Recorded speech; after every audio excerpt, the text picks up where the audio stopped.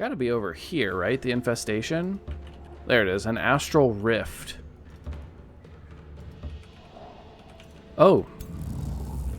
Goodness. Okay. It's a tier 5 there.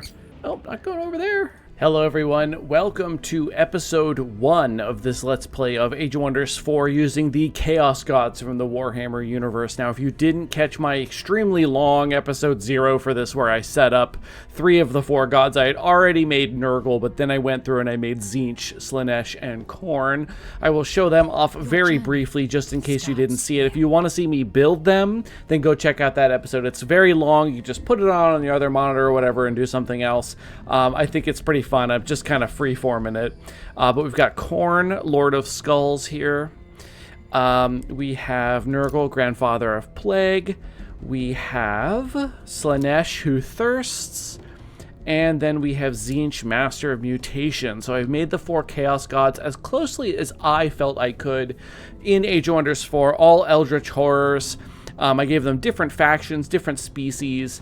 And so now we're going to go in and we're going to make a realm and we're going to play where each of the 4 of the Chaos Gods, I'll play one of them, and then the other 3 and I are all at war on teams, 1v1, v1, v1. So we're always at war and we can't make alliances because that's what the Chaos Gods are like. They do not like each other. So let's go on into new game. Choose your destination. And then we need to create a realm. Now I want to customize it. I think what I want to do is do like let's see, suffered a great scarring, making it, marking it with death and dividing the land. Uninhabitable, desolate ocean. See, that's pretty, like I'm trying to make a hive planet, right? So I want to make a hive world from Warhammer 40k. And so we're going to have only 4 players. Difficulty, I'll turn that up to hard. Advanced settings, I'm also going to turn on their combat difficulty a little bit as well, which I don't usually do, but I'm going to go ahead and do it here. Factions, AI difficulty, AI combat advantage, minor handicap. So they units of this faction deal minus damage and take more damage. There we go. Advantage. There we go. Minor advantage. So the AI will take a little less damage and deal a little more damage, and then they'll have more resources on the overworld. So I want this to be difficult, but not crazy. So let's go ahead and put that on teams. Team 1, Team 2, Team 3, and Team 4. And then before I set up the rulers, let's go in and let's see. There's... where is the thing about control AI allies? I like having that off personally. I think it's fun to have to like actually let your friends and minions act for themselves. And then so let's go back to realm setup. So let's go back to that in a second. But first, let's see, climb trait. So we could have a desert. Desolate provinces are absent. Now wait, we want a desolate place, I think. Forming realm. Desolate is dominant. Desert isn't quite... Let's go with none. And then we want massive underground because we want this to be a hive world. The surface of the planet is scarred and mostly uninhabitable, and everyone lives in giant mega cities and or underground. So let's go down to happenings. We could have a Toll of Seasons. That could be something. Nah, let's not have that. Hostile Seas. Wondrous Past. Ancient Wonders Present. I think that's pretty cool. That's kind of like, you know, there might be Necron ruins and Eldari warp gates and stuff like that left behind. And then we want city-states. Unusually powerful free cities which have grown into city-states of their own rights with a pride to match. They start with extra population. Whispering Stone strength is reduced. Can also do... Yeah, let's do city-states. We're gonna make hive cities. So they're difficult to vassalize because there's so many people and they're you know, they're still under the empire of man. So what else do we want to do here? Regenerating infestations, no thank you. Mega cities. Traditional expansion is impossible. Cannot absorb, migrate, or settle new cities. Cities can perform province annexation 5 provinces further away. This would be interesting. This would be like we're all forced to use is almost as if we're exploding forth from our single city, which is basically like a gate to our chaos realm. I don't really want to do this, but I think that might be fun. It does make it tough to win the game because you can't have cities closer. I think I'll leave that. I'll come back to that one. Do we want anything else here? Whispering Stone strength is reduced. We already have that. Hostile houses. The houses of this realm are used to treachery and war, taking no chances with outsiders. Empires suffer -10 allegiance and -400 relations with each free city they meet. Maybe we do that one. Make it extremely difficult to actually infiltrate these houses. So we'll do that rather than that last thing. And then for the climb trait, gosh, I don't know. I think it'd be fun to have one large landmass without large bodies of water. Well, that is a lot of hive worlds don't really have any ocean. Scorched climb, desolate are common. Arctic, temperate, and highlands are absent. Climate is marked by scorching heat. So there we go. So we've got a scorched land with a large underground and huge hive cities, right? So we're making a hive world here. And then do we want inhabitants? I don't think so. I think having a variety would still be fine. Land of conflict. Accursed fiend and prosperity units. Calamity and prosperity. Interesting. Ethereal units are common. We could do demonic realm. Infernal fiends plague this realm. That's going to make certain builds too strong because we know, that they're all going to be weak to like fire and spirit. So let's just do none. Let's just have a variety of things on this planet left over. And then we don't want any special rulers. Unless we did the Iron Emperor. I hate Yidgard, but he would be... We could pretend he's the Empire of Man. But I think we'll just leave that off. We're just going to say that where the forces of chaos are all invading the same hive world at the same time. How did I do this? There we go. Sorry. I'm getting caught in my own wire. This is why it's supposed to go around the side over here. And I've got it stuck. Oh, I almost forgot to show you guys. I brought my own miniature Great Unclean One. My little Nurgling boy. Hi, Nurgle. You're a good boy. All right, so let's see who we're going to play. Now, I am not going to be playing Khorne, and the reason for that is because I just played Oathsworn, Strife, Ogrekin in the series that's going on right now on YouTube as I record this, so I'm not going to play that one. Unfortunately, I really don't want to play it twice in a row, although it would be different because I'd start with different tomes and stuff. Maybe I will put it in the running. Maybe I will. All right, so let me get this random list generator thing up. Monitor capture. Okay, you know what? I will put Khorne in. Screw it. If I have to play him twice, it'll be fun. All right, so ready? Let's return one. Tzeentch. Okay, so let's turn this off. Specific monitor capture. There we go. So I will be playing as Tzeentch. Interesting. So AI on different teams. And then I have to go in and pick Tzeentch, Master of Mutation. So I'll be playing with evolution creatures, which I haven't done in a long time. So we'll select Tzeentch. And then our other enemies are going to be... Man, they need a search function. I have way too many characters now. So we've got Khorne, the Lord of Skulls with the Blood Legion. And we have Nurgle, Grandfather of Plague with the Plague Legion. And then we have Slaanesh, who thirsts with the Legion of Excess. Select. There we go. So it's Tzeentch versus Khorne versus Nurgle versus Slaanesh. We are on different teams, so we are at war from the beginning. We are on a planet with enormous hive cities that do not like us, and there is scorched climate and a huge underground. So we'll be looking to expand into the underground in order to find any like hospitable stuff. The overworld's going to be basically, marauders and the hive cities, and that's about it. So this should be really, really interesting and fun. Let me just double check that I have everything set up properly. We do want to set up the portal visuals. So let's look for one that shows like I wonder if there's one that would look like a hive city. That's not bad for like chaos invasion, so I might go with that one. That one's not bad. I do like these. I just wish there were more. I think they're really cool. I want like double this number of images. I know that's a lot to ask. This is pretty good here, but this looks too much like a utopia, and the Imperium of Man is no utopia by the year 40,000, that's for sure.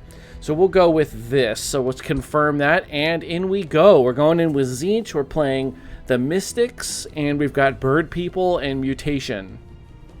Here we go. Oh, there I am. There's Tzeentch. This avatar of Tzeentch is here, personally. Tzeentch, Master of Mutation. We have Astral and Shadow, and a little bit of Chaos and Nature. We'll see where we go with that. Start with the Tome of Evolution. We are the Scintillating Legion people. We're Avian, Mystic Potential, Devious Watchers, and Ancient Wise Ones. So we're going to learn quickly. We're going to have bonus vision. We're elusive, adaptable, empowered by magic, and we have sharp eyes. So we're always watching and willing and ready to change, right? We see all and we can adapt to all. So that's what we're going to be doing here. So we've got the little clock because Tzeentch is known to possibly go through time to affect things that will help him in the future. So pretty weird. So that's why I chose the hourglass if you didn't see the previous episode. And we're going to start with Cosmic Ablation, which is perfect. It's just different types of magic. It's actually a great spell. Wayfinder, Draconic Vitality, Youthful Rejuvenation. So we start with some different evolution tome stuff. All right. All right, so what are we starting with here? We don't have a great starting army, do we? In fact, we have 2 scouts. So we have Tzeentch, Avatar of Tzeentch, a pike unit, a battle mage, and then we have 2 scouts. So we might need to recruit a unit like right off the bat here. What does Tzeentch do so far? We've got Cosmic Spike, which does different types of damage and inflicts dissonance. When an enemy overcharged spell is cast, this unit suffers 4 lightning damage per stack. Okay, so this is the one where you put dissonance on them and then you cast overcharged spells and then it like explodes the damage on them. Distance. Okay, so I haven't played this one before, so you know, forgive me as I learn how to use the dissonance. This what potential is the type of mystic. I think I've played the other 2, but I played a lot of mystic right before the mystic changes, so I haven't seen much of them yet. There's so much in this game, it's hard to actually do everything. So we have a monster cage here. Let's go see if that's Occupado. If it's not, that's a free unit. Piglet. Okay. And what about this stack? This stack is annoying as shit. These are puppers. I might recruit a unit here. And then I might go off in different directions and explore first, and then I'll come back once I'm a turn or 2 closer to actually refilling that. So here's a cache containing an item. Interesting. Wand of Inversion. Okay. Restores negative. Yeah. That's not bad to start with. What is this? What is this? What is this item? I don't know what this is. Prestigious statue, an opulent sculpture made from exotic material. Imperium pickup. Oh, well, let's see if we can see who's on it. Aha, some of these guys. Okay, that's not too bad. These are more trouble than they look like they are, so we'll be careful if we go after that until we have more units. We also have lots of ruins because of Wondrous Past. So there's going to be lots of these kinds of ancient wonders and stuff. We are in the top left corner of the map. Okay. And then we have the Impossible Fortress, which is what Tzeentch's capital in the Chaos Realm is called, apparently, or at least part of it. Evocator's Abode. This would give mana, draft, and production. That's a pretty good spot. We'll grab that, and then we'll just grab a farm to start or whatever. And then what do I want to do with you guys? Do we want to split up? I think we'll split up just a little bit. use a tiny bit of vision before we... Oh, okay. Haunted Graveyard. Necromancers are tough. Set Arcane Research. So we want... Oh, dear.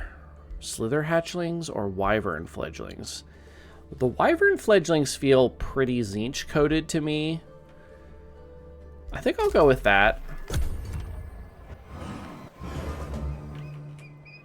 Here's... Okay. Meeting Wary Arculus. Sage Falco, Starseer of the Free City of Arculus greets you warily. Just because you are a Chaos God of the Scintillating Legion, that does not mean that Arculus will bow to you without question. We'll be keeping an eye on you, Tzeentch Master of Mutation. Eldritch Trait of Delirium. Subject him to your terrible splendor. I lose 2 thralls. My relation gets plus 200 for 2 turns. Let me see if they're worthy of reconciliation. So yeah, they hate me. Hostile houses. Plus 4 per turn. What is that? What does that mean? Shared affinities. Hostile houses. This... I'm not sure about that. But I'll give them the Whispering Stone. It looks like we will slowly become their friend, and if that's not going to work out, I can always take the Whispering Stone away and just attack them. Alright, how are we doing? We need a couple more turns for that. Let's see if our scouts can pick up any, like, production stashes or anything. Here's another tower nestled in the top of the map for some reason. This happens all the time. So strange. A lot of times I'll get them, like, literally in the corner of the map. And you're like, what are you going to warn me of? More Gremmies. This is an actual scout. Anybody down here? Hello? Oh, a golden layer. And then that goes up here. Alright, we'll go that way. We'll see what's going on. Could be a city in here. I think there's a real a site right there.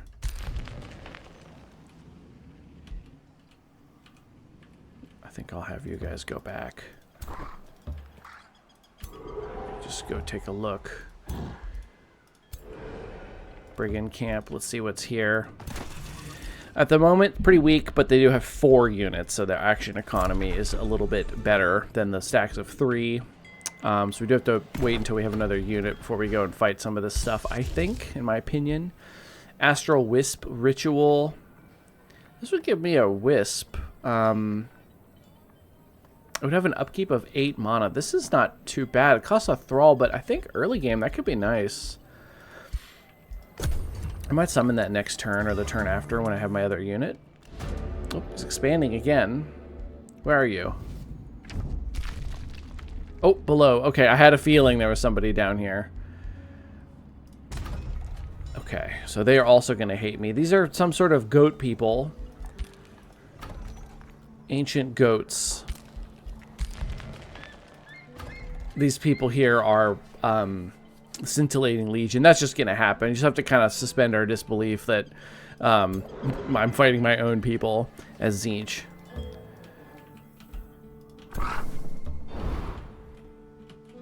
There's another border over here. The cities are freaking huge. Hostile Aegis. Free City Aegis. The Valorous Toads. Okay, these are insolent, so they're already at war with us. We do have to watch out for that. If they start sending war parties early, they're gonna be probably a little stronger than we expect, so we have to watch out for that.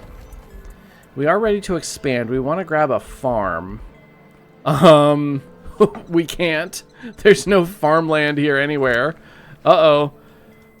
That's because the world is desolate. So we won't be farming this game, ladies and gents. We'll be getting quarries, maybe a forester or 2.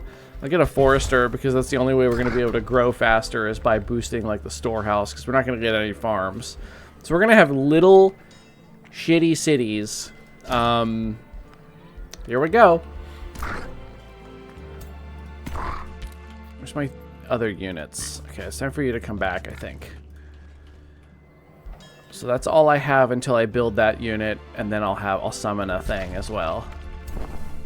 Just gonna get a little bit more vision. I don't want to trespass quite yet. Something down here. This is draft. Dang it, it's occupied. Shit.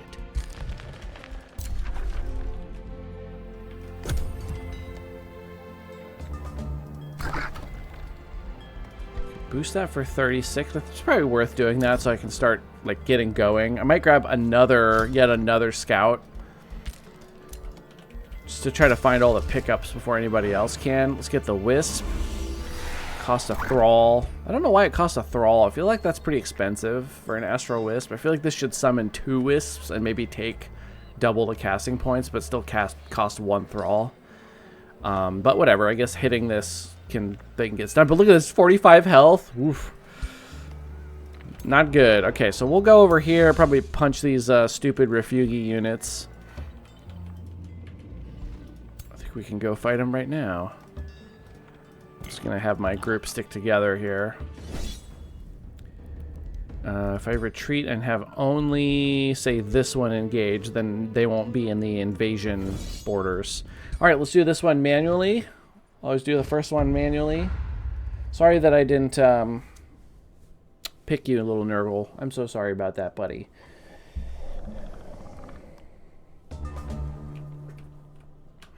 Okay, we've got pools of magic swamp water. Where are we again? Were we on something special? Anyway, so these stupid things will lose their turns if we attack them. They can also teleport. So we probably just want to kind of back up a little bit with our actual battle mages. And then you guys, as long as you're sort of facing different directions, like so, I think we'll be mostly okay. So we can hit somebody from back here. We can also try to mind control somebody we're not close enough. So let's just smack this one. Okay. Right now they're going to teleport in and smack the crap out of me. I hope they don't kill my Wisp. I didn't check their range.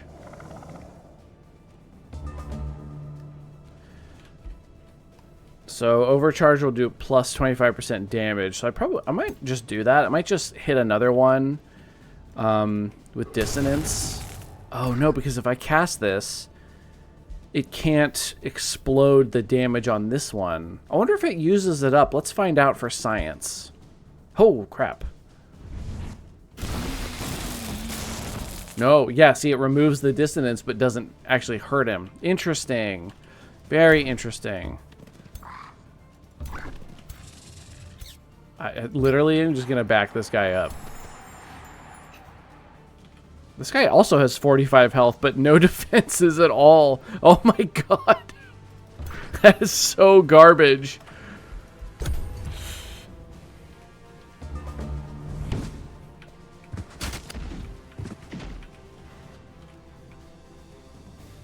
You know, one of the first manual fights I did for the Ignoth campaign was against these stupid Refugi guys.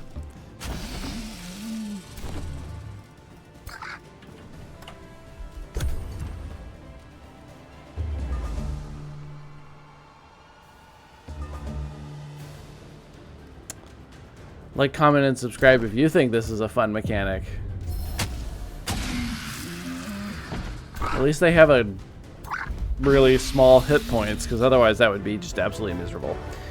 Okay, we got some medals actually. Assassin's Broadsword. Not bad. Okay, 30 knowledge, sure. That's what WW Zinch do, or whatever. Go ahead and get you in our borders so you'll be full health next turn.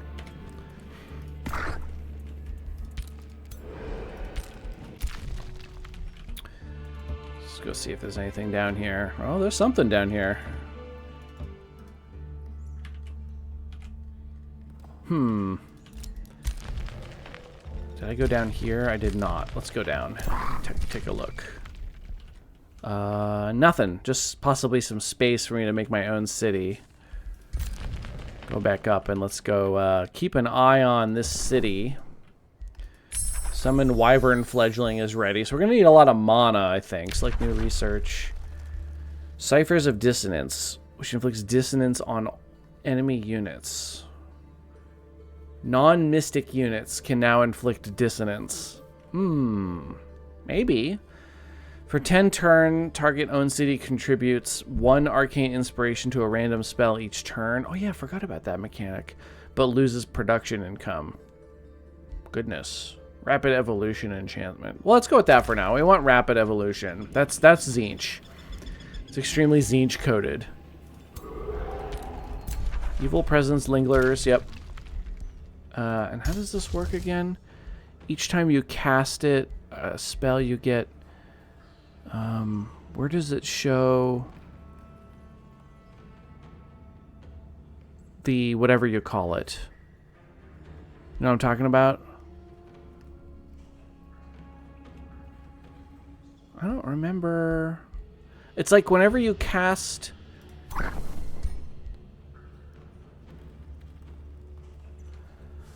Arcane Inspiration. Use spells to exploit Arcane Inspiration and gain economic edge. Arcane Inspiration. Each spell has a potential benefit that can be extracted by using it after gaining enough inspiration. Combat spells gain inspiration upon completing a combat in which the spell is used at least once. World map spells gain inspiration for each use. Once it's gained maximum inspiration, it can be exploited, locking the spell away in return for effects of its potential temporarily. Potential of each spell is randomly assigned, scaling with the tier of the spell. When a spell has been exploited and becomes available again, it will gain a new potential. So, okay, so I cast this, but maybe this one doesn't count because it's a ritual. So let's go look at our tactical spells. Ah, here it is. 1 out of 3.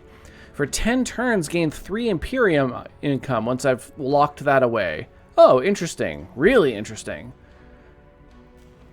What's this one's? You can't see it until you've used it. Okay. So yeah, these ones don't get it, but some of these other ones, this one probably will, but these ones won't, I'm guessing.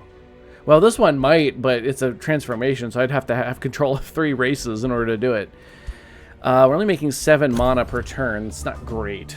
I'm gonna figure that out here. All right, let's keep looking. What's down here? It's got to be over here, right? The infestation. There it is, an astral rift. Oh. Goodness. Okay. It's a tier 5 there. Oh, not going over there. At least when they send forces after me, they can't get across the wall. No, they probably do. They probably can't go over the water. So you guys beat that up. We could go beat up this haunted graveyard early and get the rewards. And then we could have Astral Dew under our command earlier.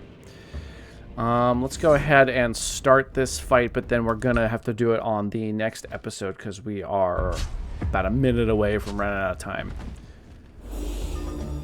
It's doing that thing where it's... terrain is exploding off screen somewhere.